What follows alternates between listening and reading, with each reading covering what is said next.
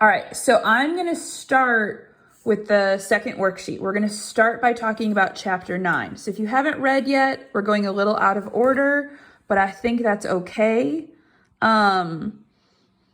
because you can catch up. So for chapter 9, the first question is asking you, what is it that the governess keeps doing to the children? So if you take a look, in my book, chapter 9 starts on page 37.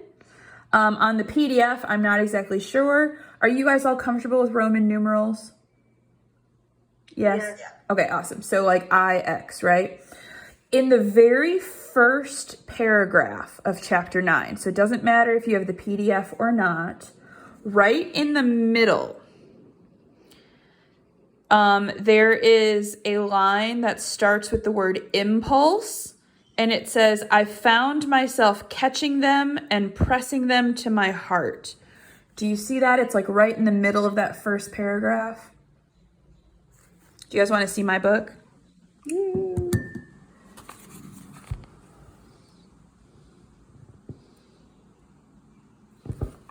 Did everybody find it? Can you repeat what it says again? Sorry. Yep. It says, I found myself catching them and pressing them up to my heart. I actually reread it. Thank you for asking, Mariah. Okay. So basically in that very first paragraph, what we're learning is that our governess is freaked out right now, right? She's seen the ghosts several times. She's starting to worry that the kids are aware of the ghosts but are lying about it, which is kind of freaky, right? Because, does that mean that the kids are in on it? Are they possessed? What's going on? So her way of dealing with this is that she starts hugging them all the time because I think she's afraid for them because she loves them, right? So constantly she's running to them and hugging them and just being overly affectionate. Now, at first, the kids seem to kind of like it. If you go down to the second paragraph on that page, it says, they were at this period extravagantly and preternaturally fond of me, which after all I could reflect was no more than a graceful response in children perpetually bowed and hugged over. It goes on to talk about all these really cute things that they would do. They would sneak up and like surprise her. They would tell her stories. They would play games with her. So at first it seems like they really love the attention, which is kind of natural, right? If you're a kid and you can tell that your babysitter absolutely adores you, you're going to like that at first, right? But after a while, what's going to happen if someone will not stop hugging you all the time? Push them away. Right, yeah. So at first it's kind of nice, but then it's going to get a little weird and creepy. Like, stop touching me. Like, stay in your zone. Let me be a little bit. So for the first couple questions that I gave you, the kids like it at first, right? What is it that the governess keeps doing? She's hugging them. Number 2, how do the children react? Well, at first they really like it, okay? So in chapter 9, it seems like it's going really well for them. And you can find all of that on the very first page of chapter 9. Next, it's asking us, how much is the governess sleeping? Now, this is a little harder to find, so I definitely wanted to point this one out to you. This one, found it, where'd it go? All right, in chapter 9, couple pages in, there's another ghost sighting. It's at the very end of chapter 9 in my book. It is page 39. If you have the PDF, it's the second to the last paragraph in chapter 9. But in my book on page 39, the paragraph starts off with, I can say now neither what determined nor what guided me. Were you all able to find that? It's at the bottom of 39. Yes.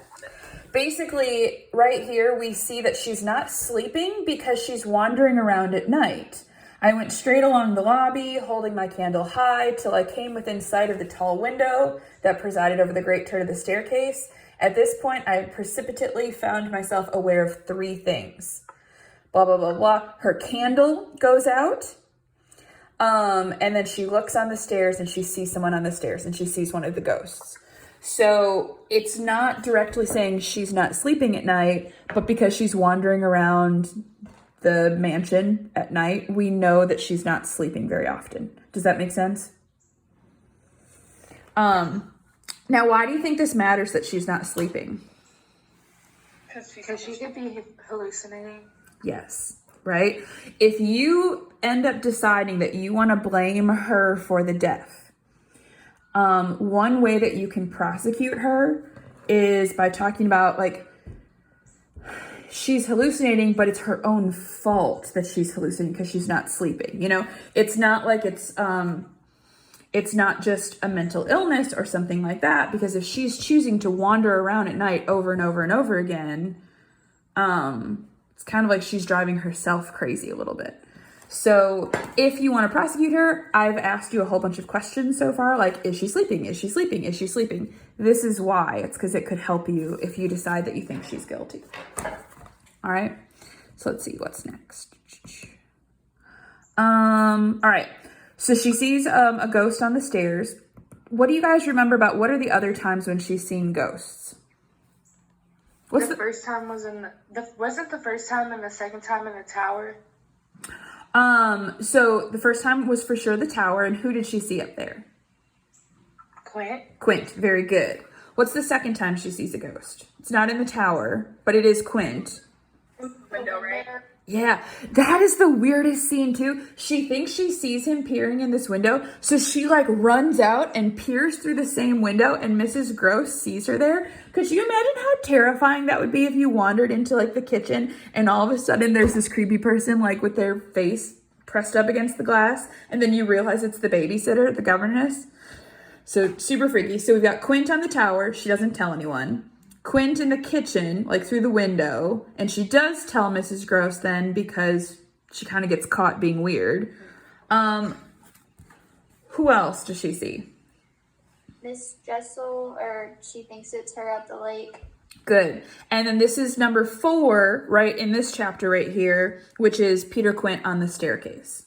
So it kind of seems like she's seen Quint a little bit more than Miss Jessel so far. So we've got 4 ghost sightings so far. Okay. And only 2 ghosts though, right? Yes. Quint, it was kind of Mrs. Gross who helped her identify Quint because she just described him. And Miss Gross is the one who's like, oh, I think I know who that is. Jessel, our governess, is the one who's just decided it's Miss Jessel. So we kind of see these 2 different sides where if we think she's crazy, it's a little weird that she was able to describe Quint so specifically. Miss Jessel, she hasn't been able to describe very specifically. So it's like there's evidence for both sides. All right, let's see. Chapter 10, which is chapter X, I ask, what's going on? Who do we trust and why? Oh, okay. I'm just going to kind of summarize what happens in chapter 10 a little bit, and you guys can read this and catch it up on your own. Basically, in chapter 10, you need to go back and kind of remember who is sleeping in the governess's room with her. Do you guys remember? Flora? Yes, very good. So Flora and the governess are sharing a room. And our governess comes into the room at one point after seeing the ghost, and she's looking and she's like, oh my gosh, Flora's gone. Where did Flora go? And she's looking around, and then she sees the curtain move in the window, and she looks over and she's like, because at first she's probably freaked out thinking like it's a ghost or something like that. And then she looks a little closer and it turns out it's Flora. And so the governess asks her, like, what are you doing in the window? Like, why aren't you in bed? Basically being a good babysitter, right? Like, get your butt in bed, little girl. Like, what are you doing? And she's like, oh, I thought I saw something. Well, that freaks out our governess because she just saw Peter Quint on the staircase, right? So she's like, oh my gosh, what if Flora's finally telling me the truth and she's about to admit that she's been seeing ghosts? So she's like, who did you see? Who did you see? And Flora's like, oh, nothing, never mind, nothing. And she won't talk about it. And she goes and lays down. And her governess, you can tell, is like frustrated. And so she looks out the window. And who does she see but Miles downstairs? He's outside in the middle of the night all by himself. So in chapter 10, it's kind of this freaky, like, what's going on with the kids? Our governess at this point is kind of worried that the kids are in on it with the ghosts. And now that Flora is hiding the fact that she saw Miles is sneaking out of bed late at night, it does seem a little bit suspicious, right? So that's chapter 10.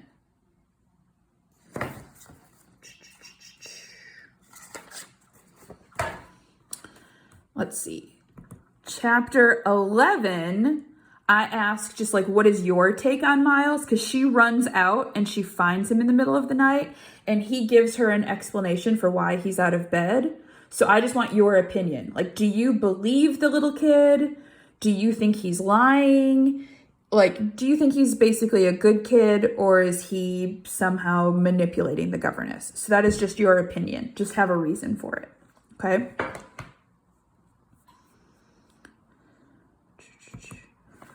See, chapter 12. Same thing, chapter 12 is just going to be your opinion. We have a whole bunch of chapters where there are these conversations between Mrs. Gross and the governess, and it's a lot of the governess just talking. She starts saying like, this is what I saw, and I know this is what's going on, and da-da-da-da. And Mrs. Gross just kind of agrees with her. I want your opinion. What do you think Mrs. Gross is thinking? Is she on the governess's side? Does she believe that the ghosts are there? Or is she starting to think the governess is crazy? So just your opinion on Mrs. Gross. What do you think Mrs. Gross is thinking? Because we don't get that because this is all from the governess's perspective. Let's see. Oh, and then 13 is a little bit weird. So I want to talk about this one. Chapter 13. All right. In my book, it's going to be on page 52. If you have the PDF, it is the second to the last paragraph.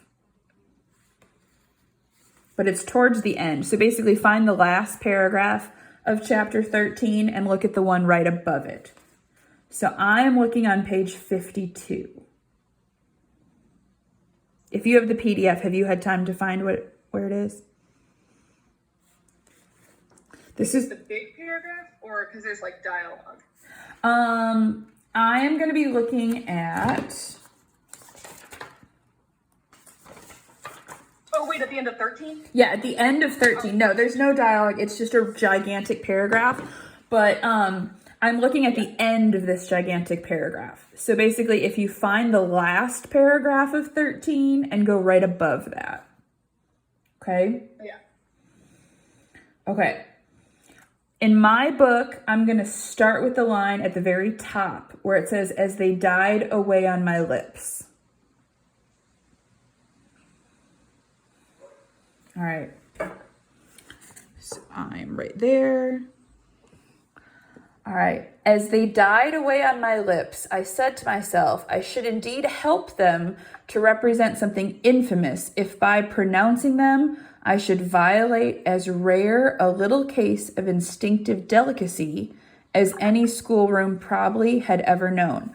What she's thinking about right now is the ghost. She's like, oh my gosh, if by saying their names out loud, what if I accidentally like called the ghosts to me? If I asked the kids about the ghosts, am I going to make it worse? So that's what she's worried about right now. Going on, she says, when I said to myself, they have the manners to be silent, and you, trusted as you are, the baseness to speak. She's talking about the kids. She's like, the kids aren't saying anything. So she's like, I need to be better than the kids. Like, I can't have the kids be better than I am. So she's like, maybe I should just not talk about it. Maybe it's better if I don't talk about the ghost. That's what she's thinking. I felt myself crimson and I covered my face with my hands. After these secret scenes, I chattered more than ever, going on volubly enough till one of our prodigious, palpable hushes occurred. So basically, when she starts just getting completely overwhelmed by these ghosts, what she's doing is she's running into like her room or somewhere that she can be alone, and she's having a little panic attack. Like, oh my gosh, what should I do? Should I talk about them? Should I not talk about them? You know what? No, I shouldn't talk about them. And then once she gets herself back under control, she goes back to the kids, and it's like she's babbling because she's nervous, right? Because she doesn't know exactly what to do. She just won't stop talking. And then all of a sudden, they'll get to a hush. So I'm at the dash. I can call them nothing else. The strange, dizzy lift or swim, I try for terms, into a stillness, a pause of all life that had nothing to do with the more or less noise that at the moment we might be engaged in making, and that I could hear through any deepened exhilaration or quickened recitation or louder strum of the piano. So it's not literally silence, but it's like she feels a hush come into the room. So it's like, I'm picturing the movie scenes where all of a sudden the audio like dulls, like you see people going about what they're doing, but whoever like we're focused on can't see it or can't hear it all the way. Do you guys know what I'm talking about? Like, have you seen that in film? Yes. That's kind of what's happening to our governess here, is all of a sudden she feels this hush, this stillness come into the room. And there's still noise, but it's like she can tell something weird's happening. So it's kind of like she's aware of probably the ghosts coming into the room or something like that. Is she alone right now? That happens when she's around the kids. So like, She's around the kids right now. yeah, so she starts getting nervous, so she goes into a room by herself and kind of like gives herself a pep talk, like, come on, you can do this, you can do this. And then she goes back and she babbles blah, blah, blah, blah, because she's nervous. And then they go about their day, and then all of a sudden she'll feel something weird come into the room. Okay. So basically you could see this as like, oh my gosh, she's aware of the ghosts, right? Or it really looks like she's just lost it. So you kind of have to decide, like, do you believe her or do you not believe her? Because from the outside, the room would look normal. It's just something she feels is off and is different about the room. Okay? So that's chapter 13. After that, I give you a couple paragraphs of like analysis of those chapters, and you can use those paragraphs.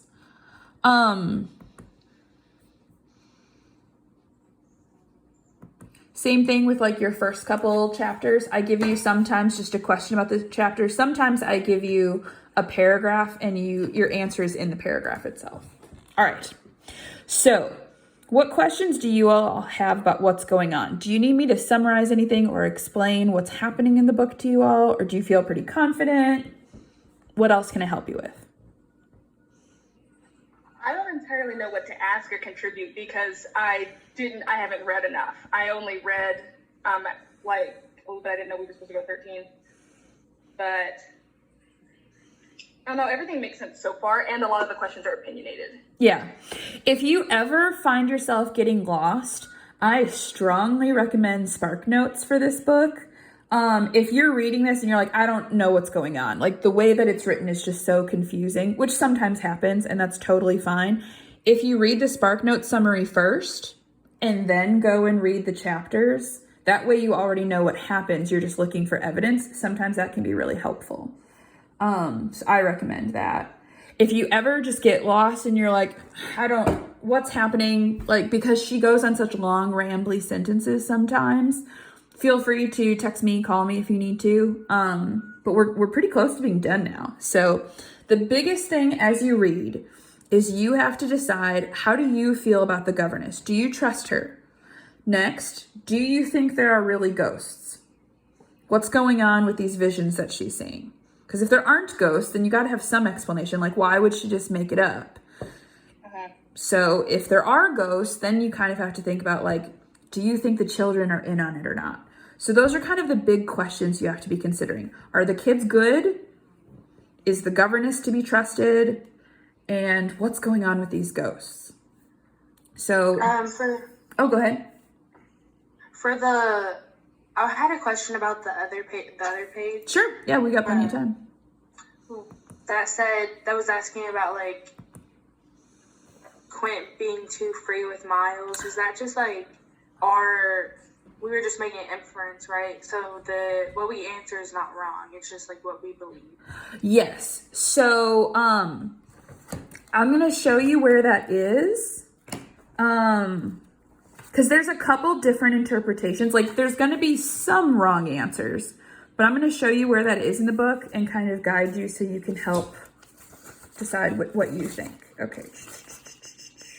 Chapter 6. Okay. In my book, it's on page 26. If you have the PDF, it's kind of in the middle of the chapter, so it'll be a little harder for you to find it probably. This is 6? In my book, it's page 26. For the chapter 6? Yes, sorry, yes. You're good. So Mrs. Gross and the governess are talking, and I think this is Mrs. Gross talking. Let me make sure. Yes. Mrs. Gross says, "It was Quint's own fancy to play with him, to spoil him." She paused a moment, then she added, "Quint was much too free. This gave me straight from my vision of his face, such a face, a sudden sickness of disgust. Too free with my boy? Too free with everyone." That's pretty much it. So you have to kind of figure out what you think that means from there. Any guesses right now what that could mean? Quint's a pedophile. All right, that is one major interpretation. Because if you think back, Miss Jessel was the previous governess. Now she left and died. Why do we think she died? Do you guys remember? She was pregnant and possibly tried to get an abortion or something. Yeah. So now, who do you think she got pregnant from? Quint. That's one major interpretation, right? So we could read this and say this is somehow sexual. Now, if we do that, that would explain a few things, right? If Quint was free with everyone, he was too free with Miles. Well, that would explain why Miss Jessel went off and died. That would explain the whole pregnancy rumor that's kind of surrounding her. If he was too free with Miles, whether that means he actually abused Miles or just talked to Miles about stuff that's completely inappropriate. That's what I was thinking. If Miles repeated that at school, that would be something that would get a kid expelled, right? And that would explain why the headmaster didn't say anything, because it's Victorian era. He's not going to write in the letter, he talked about, sex stuff. You don't write that down in the Victorian era. So that would kind of explain that whole mystery. Another interpretation is, if we look back at the actual language said, it says, to play with him, to spoil him. He was much too free. It could be much nicer than that and just be Quint spoiled the kid too much. He was too free with everyone. Maybe this is just he didn't have proper manners. He was a servant. You're not really supposed to be playing with the master's children if you're a servant. So it could be much more innocent and just kind of he didn't really know his place at Bly. Or it could be much more disgusting. Now, based on our governess's response, she felt a sudden sickness of disgust. I think she thinks it was the sex stuff or something to do with that. So you kind of interpret that as you will. Again, a lot of these questions are your opinion because the book does set you up for multiple interpretations. So as long as you have a reason, if you said he was too free, I don't know. I can't think of a wrong answer. There's a couple, I'm sure there's wrong answers. If you said, I don't know, he took him on too many vacations. Well, that's wrong. We know he didn't do that. But as long as you have a reason for it. Also, number 5, isn't that the same question? Or did they had different answers, right? Number 5? Yeah, because we had one on the other page. Oh. Yeah, it's Yes. So I tend to ask a lot of similar questions because I want you to find multiple pieces of evidence because that will end up helping you when you prepare for your opening statement. For example, like I think I've asked like 5 times by now, how much is she sleeping? So you'll have evidence from throughout the entire book. Do you think Miss Groves believes her? Have evidence from throughout the book because that will help you later on. So yeah, you're going to find yourself like, oh, this is a little repetitive, but that's purposeful. Mm-hmm. Can we look at number 7? Sure. Take a look. Which one? The first half of the week. I don't know what chapters they are. Not the one we just went over, the other one. Okay. Oh, okay. All right. So on your worksheet itself, I give you a paragraph of analysis. And then I ask you a question about that paragraph. Does anyone feel comfortable reading that paragraph for me?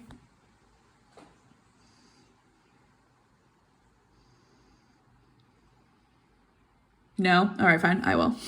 All right. In these chapters, as the governess learns about Quint and Jessel and their relationship with the children, her views towards them evolve from the idea that the ghosts are trying to get at the children and that she can shield them to suspecting that the children are already under the ghost's influence and are corrupted, and thus need to be even more vigorously watched and more aggressively rescued. From this point on, everything the children say or do may be duplicitous and ironic. Even if we believe that the ghosts are real, we don't know whether the governess is right about the children. Her assertions that the children are aware of the ghosts are based on subjective impressions and intuitions, not on clear visual evidence. Moreover, the governess's interpretation of events at Bly is opportunistic, even self-serving. She likes seeing herself as the hero, okay? So for number 7, I ask, explain the ambiguity in the children's dialogue. That has to do with there are 2 different ways of looking at the kids.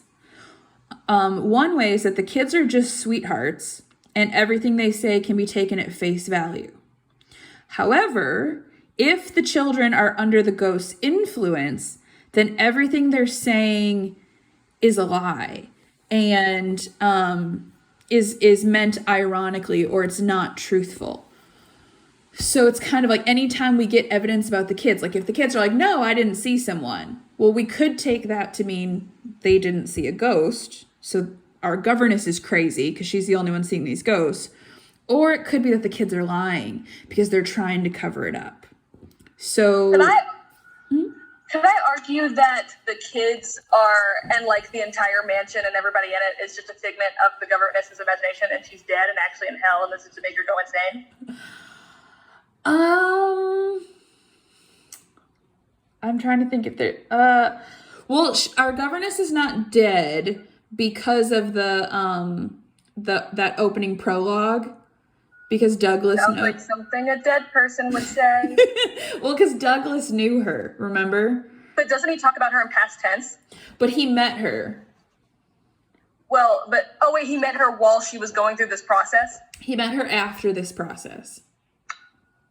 Okay. Yeah, so no. Now, I don't necessarily know that we have any proof that Bly exists. Mm-hmm. I guess. But like we know that she lived long enough to meet Douglas and Douglas's sister and to write this all down. So I don't like her. Yeah, me neither. Me neither. Whenever we do the trials like in class, I play the governess. And like, I don't know, sometimes I try to set myself up to be found guilty just because I don't like her. But I don't know. There's a couple movies out. There's a couple really bad ones, but there's one that does a really good job with this. And I think the person they picked for the governess plays it perfectly. I'll look up the name of that and I'll post it on Classroom in case you're interested. But yeah. Number 3, it says one theory suggests that the governess wants to keep seeing the ghost. And like, what is that reason? Is it I don't know, like attention based. Like I don't know if there's like a specific part of the book that kind of says it. Yep. On page 27. On page 27, the second paragraph. Tori, will you read the beginning of that? Yep. Does it start with I scarce know? Yes. Okay. I scarce know how to put my story into words that shall be a credible picture of my state of mind, but I was in these days literally able to find a joy in the extraordinary flight of heroism the occasion demanded of me. All right, pause. So that's it right there. She likes thinking of herself as a hero and a protector. I think also she hopes that, like, if she can prove that she does such an amazing job, the uncle will be very amazed by her and might fall in love with her. Okay, thank you. Any other questions you guys have? Did you say you were recording this? Yep, that's why I'm holding my phone all creepy, because I can't figure out how to do it in a better way. So I'll upload this to YouTube and post the link on Classroom. That way. Okay, cool. Yeah. I remember the last meeting, it was really helpful for me to go back when I had like some questions about like stuff I might have missed. So if you were recording, I won't re-ask the questions. Okay. Pretty good? Oh, can we go, because number 4 on the questions we did go over, we mentioned the 4 sightings, but we're supposed to describe them. I only remember 3. All right. So the first one was the tower when she was out like close to night and saw him like on the roof. Yep, Which was check. Quint. The second one was in the window with Quint as well. Mm-hmm. What was the third sighting? And then the last one was also Quint in the staircase? The third one is Miss Jessel by the lake. By the lake. Okay. Mm-hmm. And you can just list them just like that. Like if you say tower, Quint, window, Quint, Jessel, lake, staircase, Quint, that works. That's fine. It's just kind of a reminder. That way we remember, like when we start analyzing, like, do we think the ghosts are real or not for the trial, you can remember like the scenarios. Cause like the tower, now she saw Quint on the tower. However, it was dark, right? She was at the bottom. She was outside on the lawn and he's up on a tower. So it's like, how clearly could she really have seen him? Although, why would she make it up? Although she was daydreaming about the uncle right before she saw him. So it's like, you can go back and kind of decide if you believe her.